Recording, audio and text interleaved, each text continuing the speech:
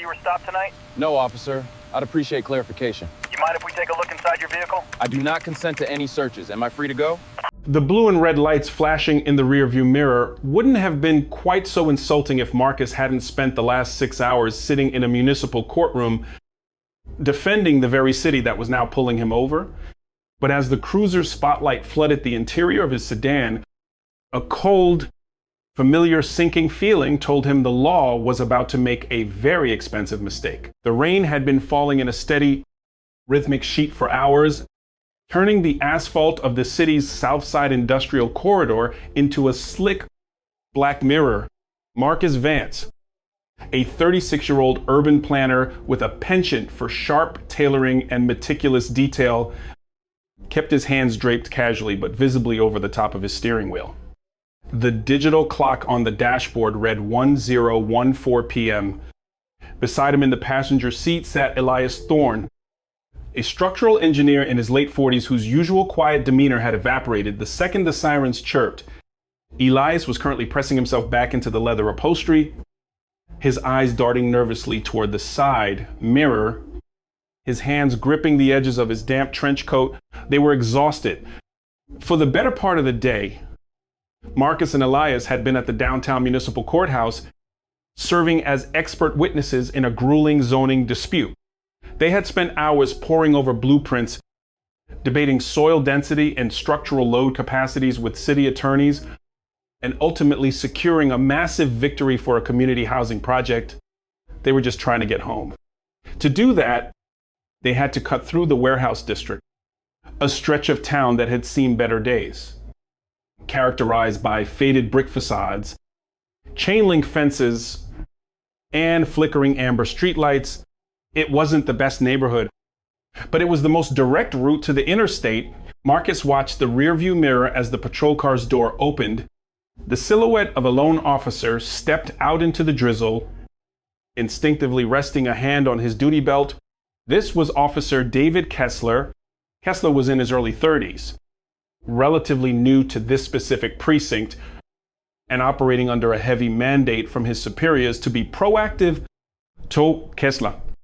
Proactive meant looking for anomalies, and a pristine late model luxury sedan rolling slowly through a neighborhood known primarily for auto theft and late night narcotics traffic was, in his training manual, a glaring anomaly. The approach was deliberate. Marcus listened to the heavy, squelching footsteps on the wet pavement. He felt the tension radiating from Elias. "Just breathe, Elias," Marcus said, his voice low, steady, and devoid of panic. "We haven't done anything wrong. Let me do the talking." A bright beam of a heavy-duty flashlight suddenly pierced the driver's side window, sweeping aggressively across Marcus's face, illuminating the subtle pinstripes of his suit, before darting over to Elias, and finally sweeping across the back seat where their leather briefcases and rolled-up architectural schematics rested. The window hummed down, letting in the damp, chilly air and the static crackle of a police radio. "Evening," Kessler said. His voice was tight, practiced, carrying an edge of authoritative suspicion that didn't quite match the mundane nature of a traffic stop. "License, registration, and proof of insurance." Marcus moved slowly, telegraphing every motion. "Good evening. Officer, my license is in my breast pocket. My registration is in the glove compartment. I'm going to reach for them now." Kessler didn't say thank you. He just kept the beam pinned on Marcus's chest. "Do you know why I stopped you?" "I'm afraid I don't," Marcus replied politely, handing the documents through the rain-slicked window. "You did a rolling stop at the four-way back on 4th and Elm, and you drifted over the solid yellow line right after." Marcus kept his face neutral, though he knew the intersection well. "There's a pothole the size of a crater in the right lane on Elm. Officer, I drifted to save my axle, but I apologize if I crossed the line." It was a reasonable explanation. It should have been the end of the inquiry, a warning, or perhaps a citation for failure to maintain a lane, and they would both be on their way. But Kessler didn't step back. He didn't return to his cruiser to run the plates. Instead, he leaned in a fraction of an inch closer, his eyes scanning the luxurious interior of the vehicle again. The bias wasn't overtly hostile. It was subtle, deeply ingrained, and wrapped in the guise of standard police work. Kessler looked at Marcus, a successful, composed black man in an expensive car, and then looked at the neighborhood. His mind, conditioned by months of briefings and street-level heuristics, tried to reconcile the two and failed. He assumed the suit was a prop. He assumed the deference was a cover. Whose car is this? Kessler asked. It's mine, Marcus said smoothly. And what brings you gents to this part of town at this hour? Marcus felt a familiar, exhausting weight settle in his chest. It was the shift, the invisible line where a routine traffic stop morphed into a fishing expedition. We're just heading home from work. Officer, taking the access road to the interstate. Work, Kessler repeated skeptically, glancing at the rain-soaked industrial buildings around them. Around here. No, downtown. At the municipal courthouse, we're architects. Kessler finally pulled his head back, taking the license and registration. Sit tight. Keep your hands where I can see them. As Kessler walked back to his cruiser, Elias let out a shaky breath. Why is he asking all these questions? Marcus, we just want to go home. He's running our names. It's standard. Marcus said, though he knew it was teetering on the edge of something else. Inside the cruiser, Kessler ran the plates in the license. Both came back pristine. No warrants, no flags, registered to Marcus Vance at an affluent address in the suburbs. By all legal metrics, the mission of the traffic stop was now complete. Kessler had the information needed to write a ticket for a lane violation, but his gut, a heavily biased intuition masking itself as police instinct told him otherwise, he picked up his radio and requested a supervisor. 10 minutes passed. The rain continued to drum against the roof of the car. Elias was compulsively checking his watch. The legal boundaries of the encounter were already beginning to stretch. Under the Fourth Amendment, a police officer cannot prolong a traffic stop beyond the time reasonably required to complete the initial purpose of the stop unless they have independent, reasonable, articulable suspicion that another crime is afoot. A hunch is not reasonable suspicion. Being in a bad neighborhood is not reasonable suspicion. Driving a nice car is not reasonable suspicion. Another set of headlights pierced the gloom in the rearview mirror. A police SUV pulled up at an angle, boxing Marcus in. Sergeant Thomas Miller stepped out.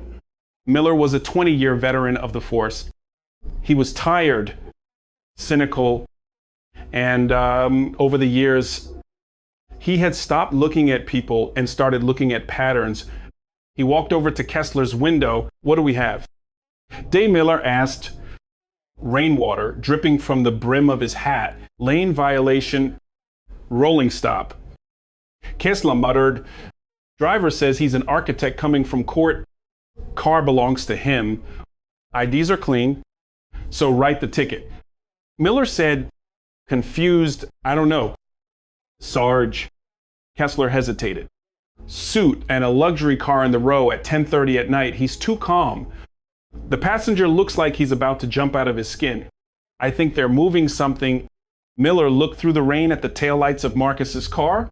His own prejudices clicked into place, aligning perfectly with Kessler's flawed logic. All right, let's see what they've got. The two officers walked up to the car, one on each side. Miller tapped on Marcus's window. Marcus rolled it down further. Mr. Vance, Miller said, his tone carrying a heavy, paternalistic weight. Officer Kessler tells me you boys are architects. That's a good living. It is. Marcus said, we've been having a lot of problems in this sector lately. Burglaries, narcotics. Miller continued, bypassing the traffic violation entirely. You wouldn't happen to have anything in the vehicle. You shouldn't have, would you? No weapons, large amounts of cash, drugs, no. Sergeant, Marcus said clearly, good. Then you won't mind if we take a quick look in the vehicle. Pop the trunk for me. The air inside the car seemed to freeze. Elias looked at Marcus, his eyes wide. This was the moment, the pivot point where constitutional rights are either surrendered or invoked. Marcus placed both hands firmly on the steering wheel. He knew the law backward and forward. He spent half his life reading municipal codes and legal statutes. Sergent, Marcus said, his voice completely steady. I respectfully decline to consent to a search of my vehicle. Miller's jaw tightened.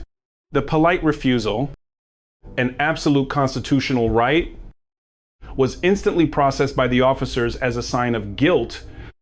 Listen, Marcus, Miller said, dropping the formal Mr. Vance, we can do this the easy way, or we can do it the hard way. I can have a K9 unit out here in 10 minutes to do a free air sniff of the car. If the dog hits, I don't need your permission.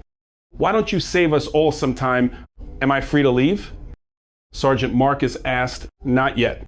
I'm investigating a suspicious vehicle. You pulled me over for a lane violation.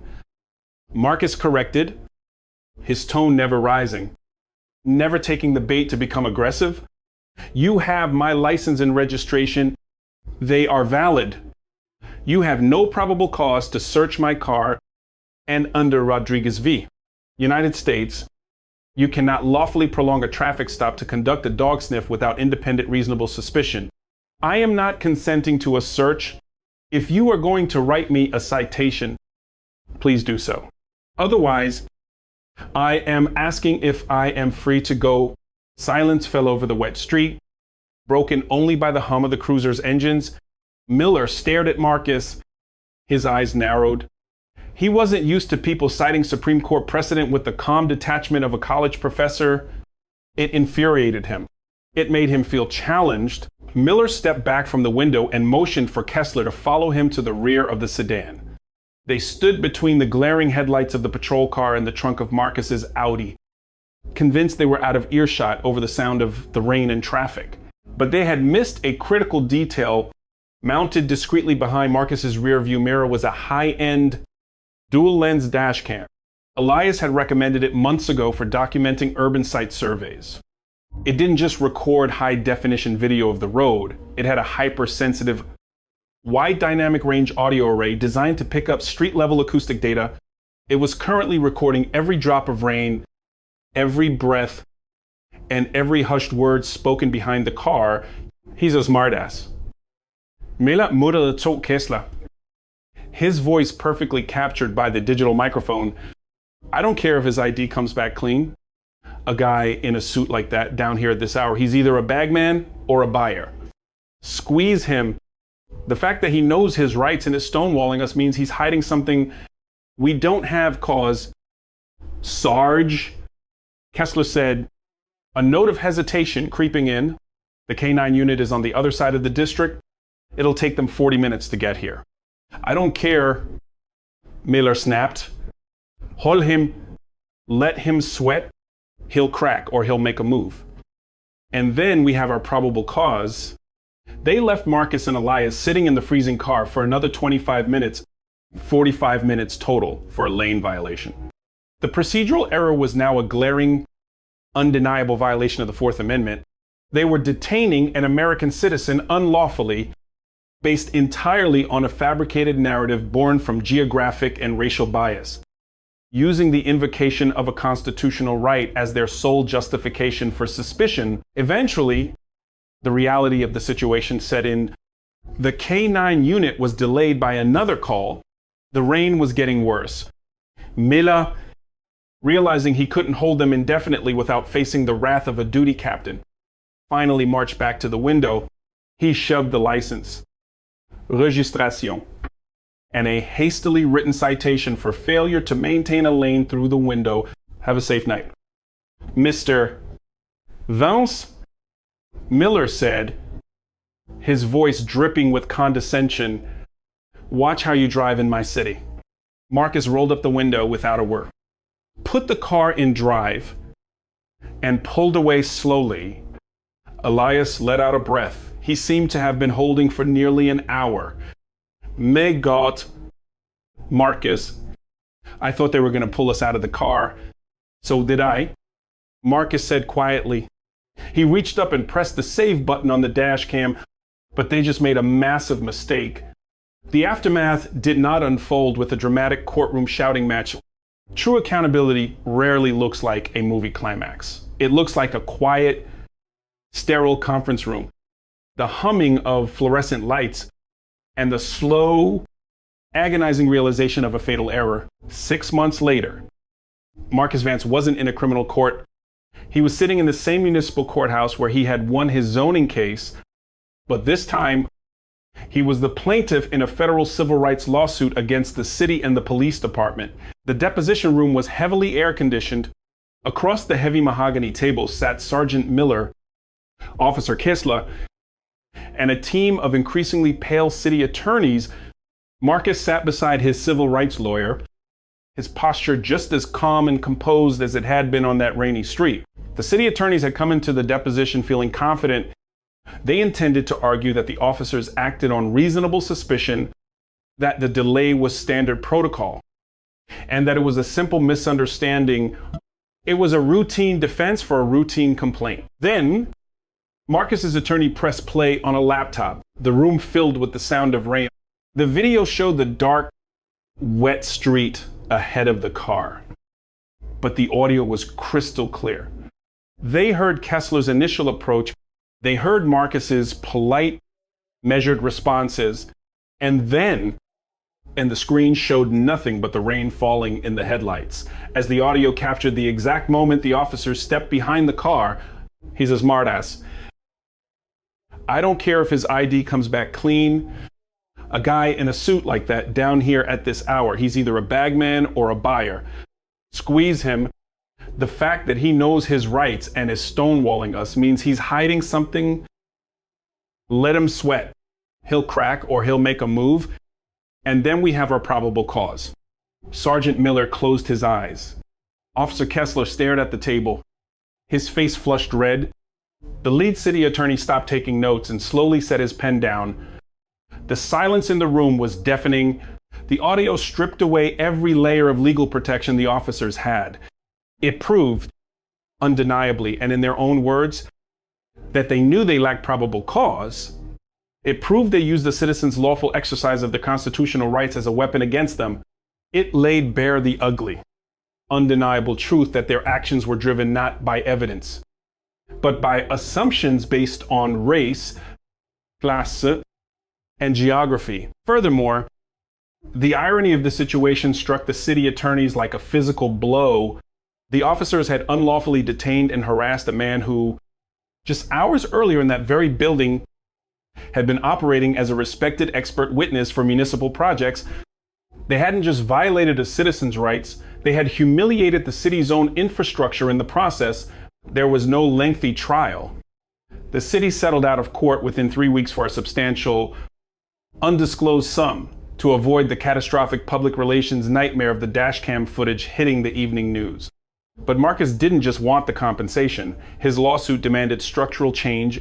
As part of the settlement, the police department was forced to implement mandatory recorded training specifically addressing the constitutional limits of Terry stops, the rulings of Rodriguez v. United States, and the illegality of using the invocation of rights as a basis for suspicion. Officer Kessler was placed on a month-long unpaid suspension. His proactive policing record permanently stained Sergeant Miller, who had orchestrated the entire violation, was quietly stripped of his patrol supervisory duties and reassigned to a desk in the property room until his early, unceremonious retirement. The justice achieved wasn't explosive. It didn't, right? Every wrong in the city. But it was a precise surgical strike against a system that relied on the silence and fear of those it marginalized. Marcus had taken the very tools the system used to intimidate him, the law, patience, and procedural rigidity, and turned them back onto the aggressors. It leaves us to wonder, when the flashing lights fill your rearview mirror, who holds the true power, the badge worn on a chest, or the law it is sworn to uphold. True justice doesn't always arrive with a gavel strike in a crowded courtroom. Sometimes it begins with the quiet, blinking red light of a camera on a lonely, rainy street, capturing the undeniable truth when the people in power assume no one is listening.